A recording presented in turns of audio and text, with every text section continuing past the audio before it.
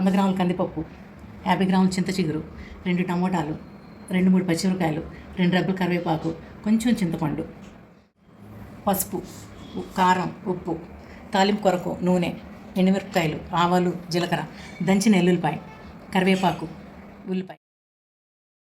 ముందుగా స్టవ్ వెలిగించి కుక్కర్ పెట్టుకుని అందులో 100 గ్రాముల కందిపప్పు వేసి దోరగా వేయించుకోవాలి.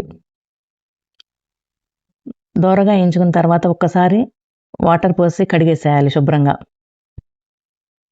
ఇది పాతకాలపు నాటి వంట.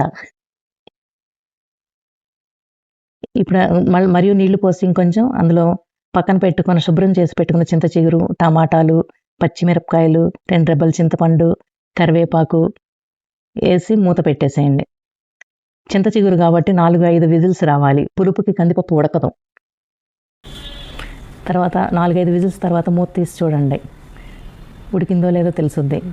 గంటితో మెదుపుకొని పక్కన పెట్టి ఇప్పుడు అందులో పసుపు, రుచికి సరిపడా ఉప్పు, తగినంత కారం వేసుకుని ఒకసారి కలుపుకోవాలి. తర్వాత తాలింపు కోసం బాండీ పెట్టండి.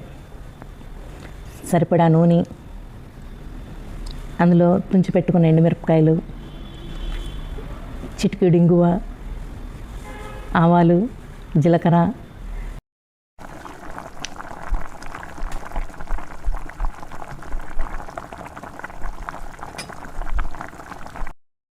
దంచి పెట్టుకున్న ఎల్లుల్లిపాయ, కరివేపాకు, కట్ చేసి పెట్టుకున్న ఉల్లిపాయలు ఇవన్నీ వేసి బాగా ఏగానివ్వాలి. ఎల్లిపాయ బాగా ఏగాలి. అందులో ఇప్పుడు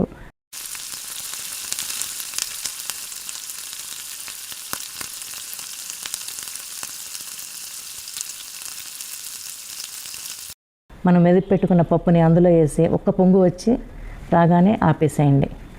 వేడివేడి అన్నంలో వేసుకుని నెయ్యి జోడించుకొని ఆస్వాదించండి. Enjoy your dish.